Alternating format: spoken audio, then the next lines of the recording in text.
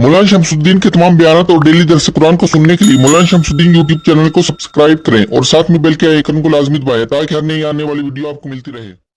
अल्हम्दुलिल्लाह रब्बिल आलमीन वस्सलातु वस्सलामु अला नबिय्यिल करीम व इज़ क़ाल मूसा लिक़ौमिही, और जब फरमाया मूसा अलैहिस्सलाम ने अपनी कौम से, इन्नल्लाह यअमुरुकुम अन तज़बहू बक़रा, बेशक अल्लाह ताला तुमको हुक्म देते हैं कि तुम ज़िबा करो एक बछड़ा। क़ालू अतत्तख़िज़ुना हुज़वा, वो कहने लगे क्या तुम हमसे मजाक करते हो। क़ाल अऊज़ु बिल्लाहि अन अकून मिनल जाहिलीन, कहा मैं खुदा की पनाह लेता हूँ इस बात से कि मैं जाहिलों में से हूँ।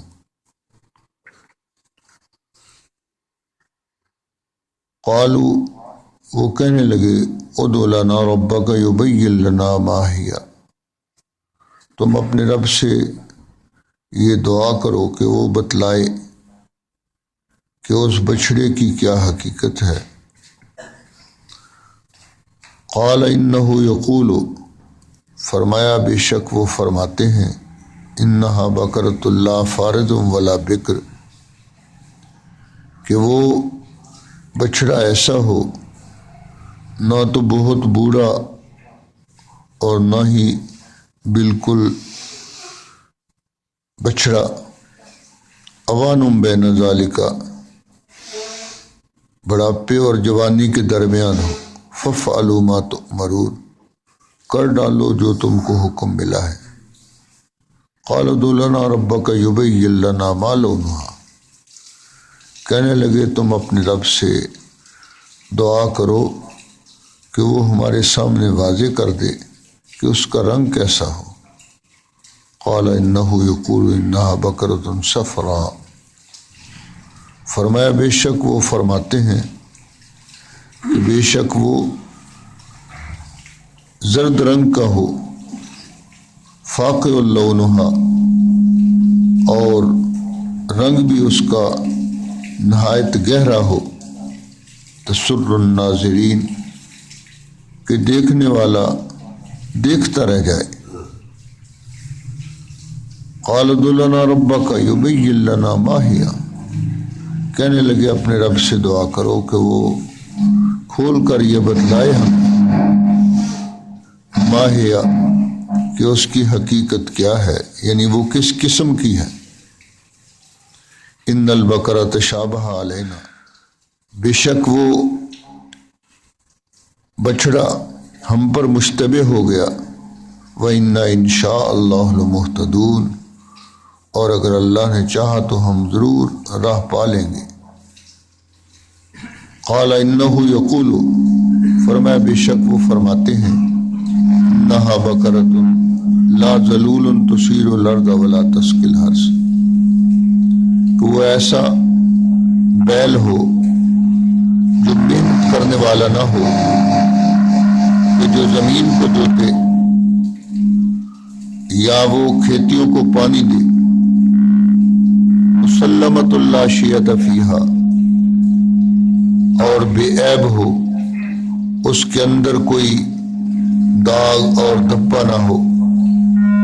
क़ाल अल-आन जिअता बिल-हक़, वो कहने लगे अब तू ठीक बात लाया है।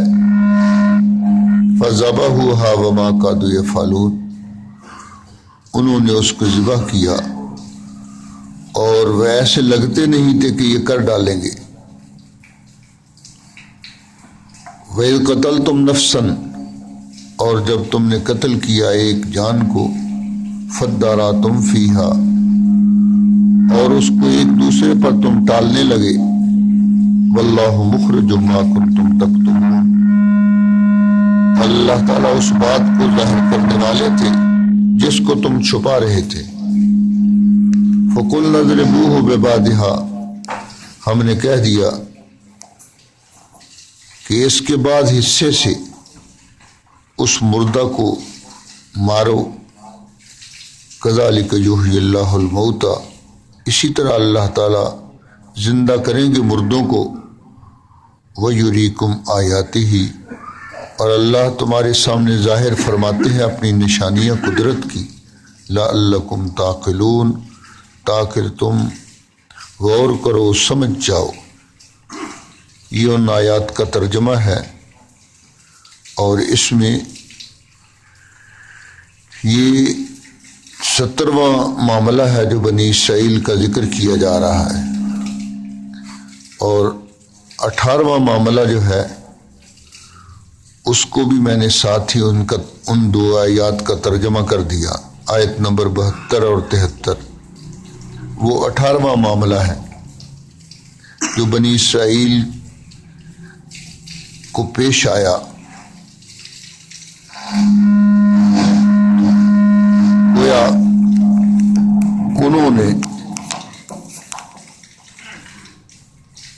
خالق کائنات کے حکم کے سلسلے میں جو ان کا مزاج تھا، اپنے اس مزاج کو قائم رکھا۔ جیسے کہ پچھلے معاملات کا تذکرہ ہوا کہ جو بھی حکم آیا اللہ پاک کا، اس میں اپنی طرف سے کوئی ہچ اور ہیلہ بازی اور اس کے اندر بے جا بحث اور کرید، یہ ان کے مزاج کے اندر گھس چکی تھی۔ چنانچہ انہوں نے اس معاملے کے اندر بھی وہی طرز عمل اختیار کیا۔ ان میں ایک قتل کا واقعہ پیش آ گیا، اور اس قتل کے مجرم کے بارے میں انہوں نے موسیٰ کلیم علیہ السلام سے عرض کی کہ حضرت یہ قاتل کا پتہ نہیں چل رہا، معاملہ الجھ گیا ہے۔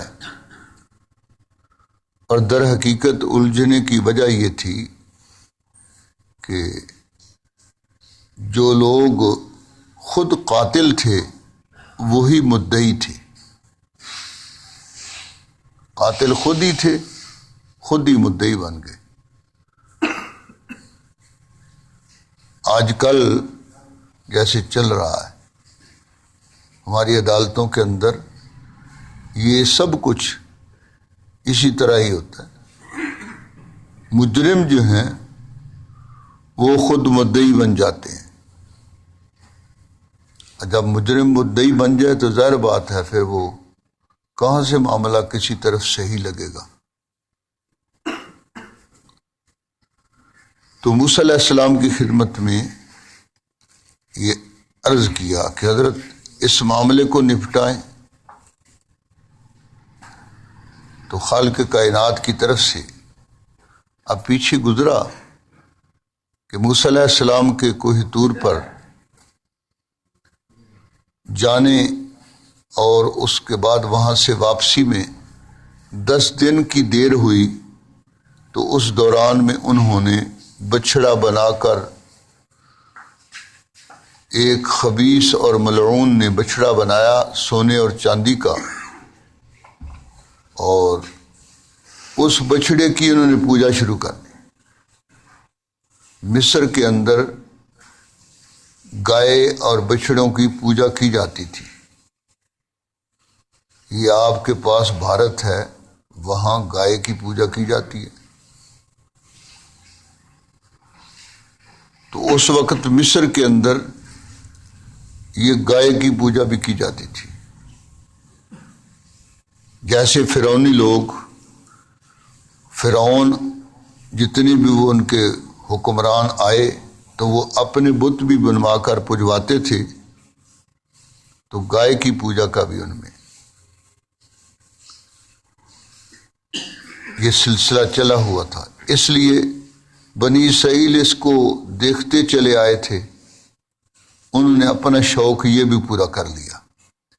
وہاں نہیں پوجا کی، مصر کے اندر تو اللہ کی پوجا پر قائم رہے، لیکن جب اپنی باری آئی آزادی ملی تو یہاں یہ شوق بھی پورا کر لے انہاں کہ یہ کوئی ویکھ لے کہڑا لطف ہے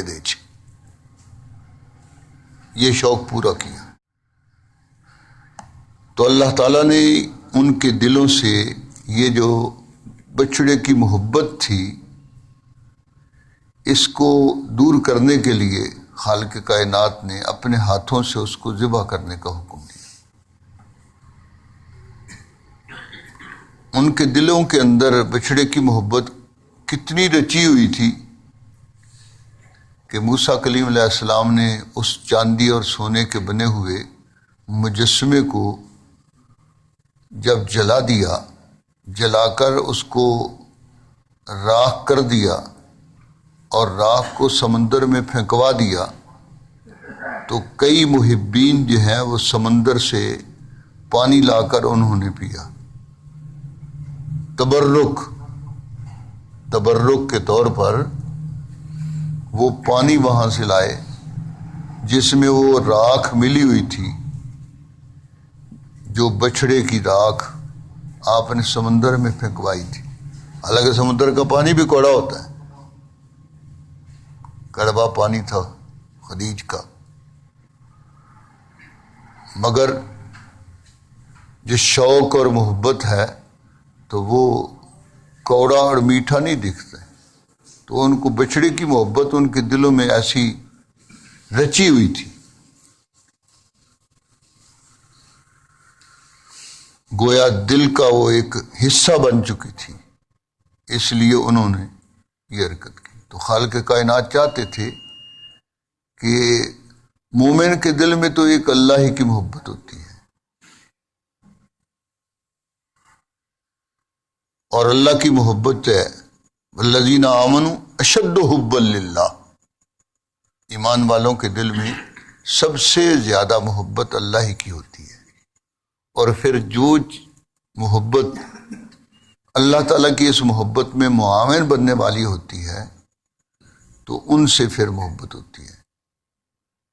اللہ کے رسول جو اس اللہ کی محبت کو لوگوں کو بتلانے کے لیے تشریف لاتے ہیں تو پھر اللہ کے رسول کی محبت، تو اصل اللہ کی محبت ہے، تو اللہ کے رسول سے محبت اس لیے ہے کہ وہ اللہ کا رسول ہے، اور اللہ کے رسول کے جو ساتھی ہیں، صحابی ہیں، ان سے محبت اس لیے ہے کہ وہ اللہ کے رسول کے معاون ہیں، اس بات کے پھیلانے میں، اس اللہ کی محبت کے بتلانے میں وہ اللہ کے رسول کا ساتھ دینے والے ہیں۔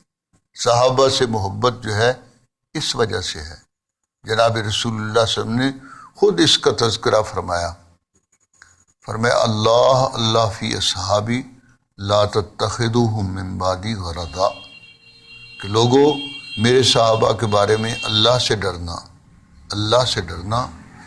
لا تتخذوهم من بعدی غرضا، ان کو میرے بعد نشانہ نہ بنانا، تان و تشنیع نہ کرنا۔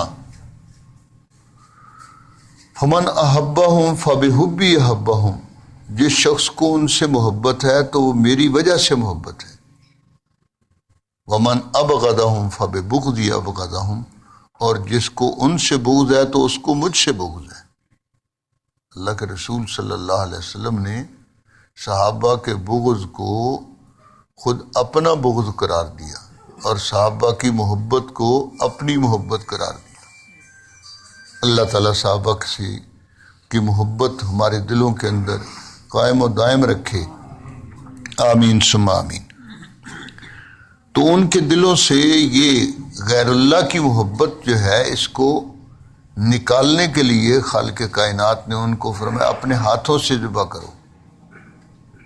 اللہ تعالیٰ تو ویسے بھی اس قاتل کا نام بھی بتلا سکتے تھے، موسیٰ علیہ السلام پر وحی کر کے اس قاتل کا نام بتلا سکتے تھے، مگر خالق کائنات کی حکمت، اس کا حکم، ہر حکم جو ہے وہ حکمت والا ہے، بے شمار اس کے اندر حکمتیں ہیں۔ بعض حکمتیں انسانوں کی سمجھ میں آ جاتی ہیں اور بہت ساری ایسی حکمتیں ہیں جو انسان کی سمجھ میں آتی نہیں ہیں۔ اللہ تعالیٰ ہی ساری حکمتوں سے واقف ہیں اور جاننے والے ہیں۔ تو خالق کائنات نے جب یہ حکم دیا کہ بھی تم ایک بیل ذبح کرو، ایک گائے ذبح کرو، اب چاہیے تو یہ تھا کہ فوری طور پر گائے کو ذبح کر دیتے، بس جو حکم ملا تھا اس کی تعمیل کا تقاضا یہ تھا کہ کوئی بیل لے کر تو اس کو ذبح کر دیتے، مگر انہوں نے اس کے اندر ایک سوالات کا طویل سلسلہ وہ جاری کر دیا اپنی طبع کے مطابق۔ آدمی کے مزاج کے اندر جس وقت ہر بات پر تنقید، ہر بات جو ہے اس کی کرید اور بے جا اس کے متعلق سوالات جب یہ مزاج میں گھس جاتے ہیں تو پھر آدمی جو ہے وہی طرز عمل اختیار کرتا ہے، اور اگر وہ اس وقت جب حکم ہوا تھا کوئی سا بیل لے کر ذبح کر دیتے تو حکم کی تعمیل ہو جاتی، لیکن انہوں نے اپنی طرف سے بے جا سوالات کر کے اپنے لیے مشکل پیدا کر لی۔ صحابہ اکرام رضوان اللہ علیہم اجمعین کو نزول وحی کے زمانے میں اس لیے سوالات سے منع کر دیا گیا، اور صحابہ اکرام بہت کم سوالات ہیں جو صحابہ اکرام نے کیے ہیں۔ باہر سے آنے والے عموماً دیہاتی لوگ جو سوالات کرتے تو ان سوالات کے جواب میں جناب رسول اللہ صلی اللہ علیہ وسلم فرماتے، تو باہر کے جو دیہاتی لوگ ان کے سوالات جو ہیں بے جا اور بجا سوالات، پھر ان کا جو صحیح سوالات ہوتے ان کا جواب دیا جاتا مناسب۔ وہ صحابہ کرام سننے کے خواہشمند رہتے تھے۔ حدیث جبریل جو ہے مشہور ہے، جبریل علیہ السلام ایک دیہاتی آدمی کی شکل و صورت کے اندر تشریف لائے اور انہوں نے سوالات کی۔ وہ طویل روایت ہے، حدیث جبریل کے نام سے مشہور ہے۔ بندے کو چاہیے کہ بندہ اللہ کی بارگاہ میں خود سوال کرے اور سوال بھی ادب کے ساتھ کرے اور یوں عرض کرے، اے میرے رب۔ یہ دعائیں جو ہیں نا قرآن پاک میں جو بتلائی گئی ہیں، مختلف جو ہے انبیاء علیہ السلام کی اور نیک صالحین کی جو دعائیں آئی ہیں، تو وہ اسی طرح کے الفاظ ہیں، ربنا ربنا ربنا رب، اے میرے رب، اے میرے رب، اے ہمارے رب، اس انداز سے۔ مگر بنی اسرائیل ان کا طرز سوال کیا؟ یا موسیٰ ادع لنا ربک، اے موسیٰ تو اپنے رب سے یہ دعا کر، کوئی اپنا کوئی تعلق ہی نہیں ہے۔ یہ انداز جو ہے یہ بھی اچھا نہیں، یہ انداز بھی غلط انداز ہے۔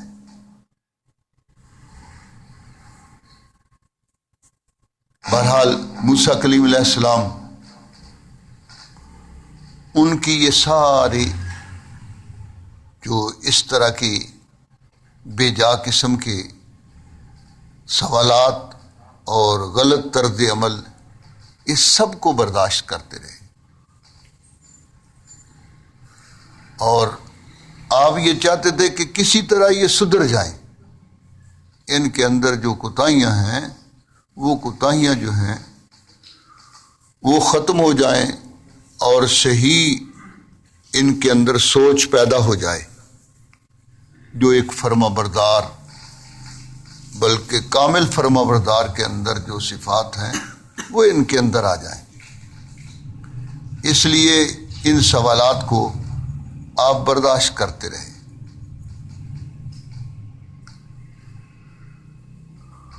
حالانکہ موسیٰ علیہ السلام کے متعلق مشہور ہے کہ بھئی موسیٰ علیہ السلام تو بڑے غصے والے جلالی پیغمبر تھے۔ اپنی امت کے سلسلے کے اندر انبیاء علیہ السلام بڑے شفیق، بڑے مہربان ہوتے ہیں، ان کے ناز برداشت کرتے ہیں، اور چاہت ان کی یہی ہوتی ہے کہ یہ سدھر جائیں۔ آپ صلی اللہ علیہ وسلم کے بارے میں قرآن مجید میں اللہ نے فرمایا لعلک باخع نفسک الا یکونوا مؤمنین، کہ شاید آپ اس غم میں اپنے آپ کو گھلا ڈالیں گے، ہلاک کر ڈالیں گے کہ یہ ایمان کیوں نہیں لاتے۔ اسی طرح موسیٰ کلیم علیہ السلام کو بھی یہی چاہت تھی کہ ان کے اندر جو خرابیاں ہیں وہ درست ہو جائیں اور یہ ٹھیک ہو جائیں، وہ کمیاں کوتاہیاں ان کے اندر ختم ہو جائیں۔ اس لیے اس قسم کے سوالات جو ہیں وہ برداشت کرتے۔ تو انہوں نے پہلا ہی سوال جو کیا وہ غلط انداز کا تھا۔ موسیٰ علیہ السلام پر جیسے طعنہ زنی کر رہے ہیں، کہنے لگے جی آپ ہم سے کوئی مذاق کر رہے ہیں؟ ہم نے تو سوال کیا ہے کہ قاتل کا پتہ چل جائے، اور آپ جو ہے وہ جواب دے رہے ہیں کہ بھی ایک بچڑا ذبح کرو۔ بچڑے کا کیا تعلق ہے قاتل سے؟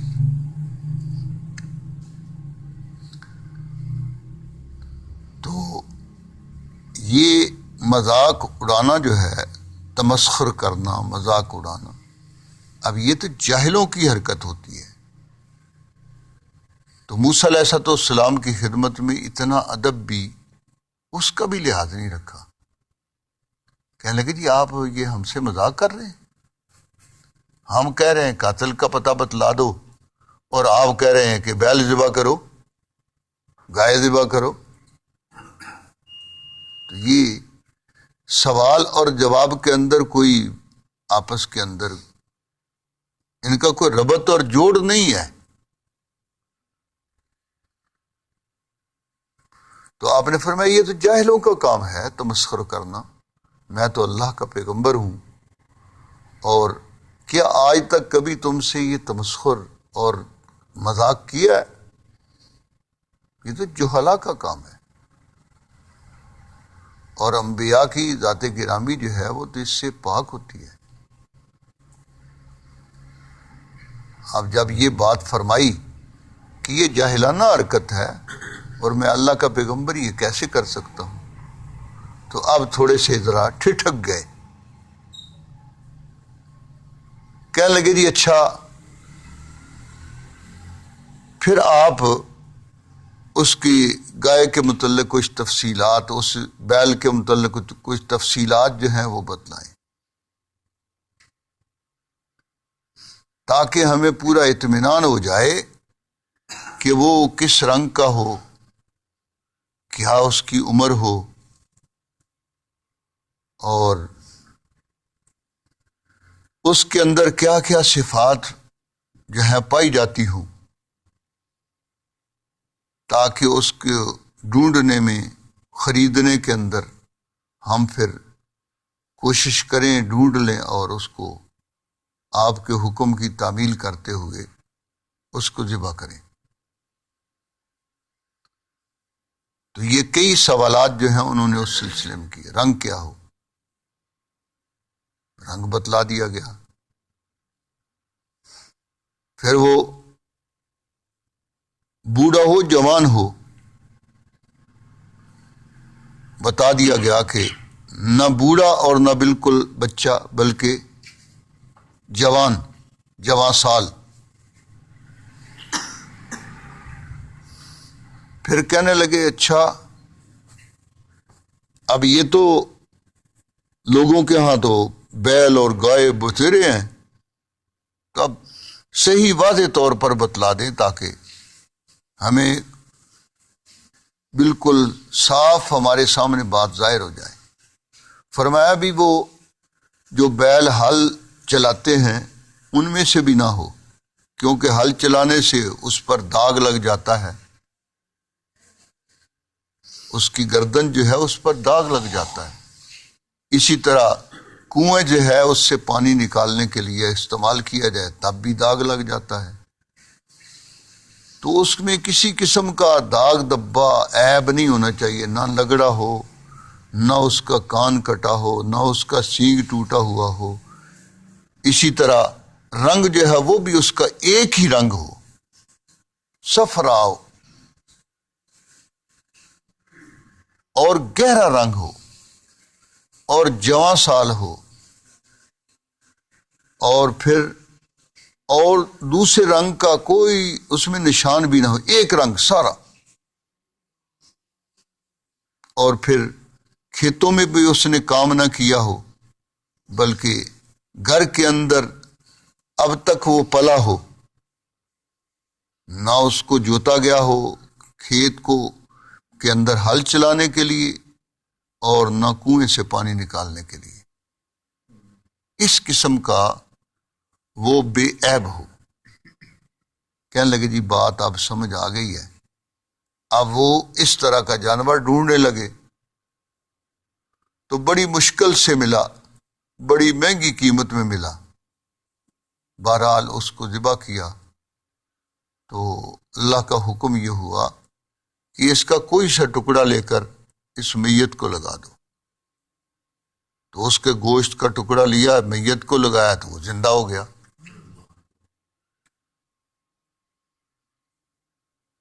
گائے وہ بیل ذبح کیا گیا، زندہ کو اس کے ساتھ نہیں لگایا گیا، ذبح کر کے ان کے ہاتھوں سے ذبح کروایا، ذبح کر کے اس کے بعد اس گوشت کا ایک ٹکڑا میت کے ساتھ لگا دیا۔ اب دیکھ لیں یہ بھی میت ہے، یہ بھی میت ہے، لیکن یہ لگانے سے اللہ تعالیٰ کی قدرت سے یہ مردہ جو ہے یہ زندہ ہو گیا۔ اور اس نے بتلایا کہ بھی فلاں آدمی، فلاں میرا جو بھتیجا ہے، ایک ہی بھتیجا تھا اس کا، وہ اس کے مال کا طالب تھا، تو مال کی خاطر اس نے اپنے چچا کو قتل کیا تھا۔ اب نہیں قتل ہو رہے، بہت سارے قتل ہو رہے ہیں۔ کوئی اپنی بیوی کی خاطر، کوئی مال کی خاطر، بیوی کے خاطر باپ کو مار دیتے ہیں، بیوی کے خاطر اسی طرح اپنے اور عزیزوں کو قتل کر دیتے ہیں۔ تو اس نے مال کی خاطر اپنے چچا کو قتل کر دیا تھا، تو اس کا نام آ گیا۔ شیطان نے اس کے دماغ میں بات وہی اس طرح الٹی ڈالی کہ دیکھو چچا کو قتل کر دو گے مال بھی مل جائے گا، پھر تم جو مطالبہ کرو گے دیت کا، دیت بھی مل جائے گی۔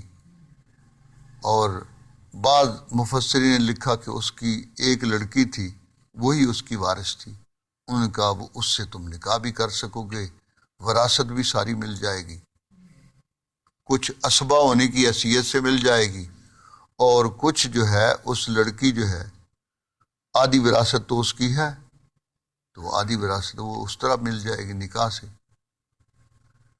تو شیطان نے الٹ بات سکھائی، تو اس نے شیطان کی بات پر عمل کرتے ہوئے اس کو قتل کر دیا۔ اور قاتل کا جب پتہ چل گیا تو قاتل کو اس کے بدلے میں قصاص کے اندر قتل کر دیا گیا۔ اب قصاص میں قتل بھی ہو گیا، مال سے بھی محروم ہو گیا، نکاح سے بھی محروم ہو گیا، اور وراثت سے بھی محروم ہو گیا، کیونکہ قاتل جو ہے وہ مقتول کا وارث اگر ہو بھی تو وہ اس کو وراثت نہیں مل سکتی، اس کے اس حرکت کی وجہ سے محروم کر دیا جاتا ہے۔ تو خالق کائنات نے یہ بات سنا کر امت محمدیہ کو مطلع کیا بھی دیکھنا تم ایک تو بے جا سوالات شریعت کے احکام کے بارے میں مت کرنا،